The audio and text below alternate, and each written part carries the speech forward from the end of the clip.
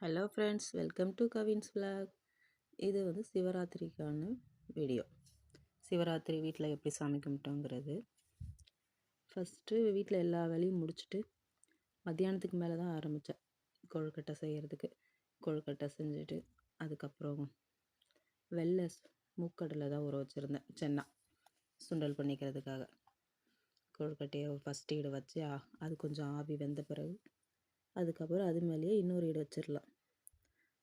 இது வேகட்டும்னு சொல்லி மூடி வச்சுட்டு எடுத்துட்டு கொழுக்கட்டை ரெடி. அந்த பக்கம் சுண்டலும் வெந்துருச்சு. அப்படியே அதுக்கு ஒரு தாளிப்பை போட்டுட்டு ரெண்டுத்தையும் எடுத்து வச்சாச்சு. அதுக்கப்புறம் ரெடி ஆகிட்டு வீட்டில் சாமி கும்பிட்டுட்டு அடுத்தது கோவிலுக்கு போகணும்.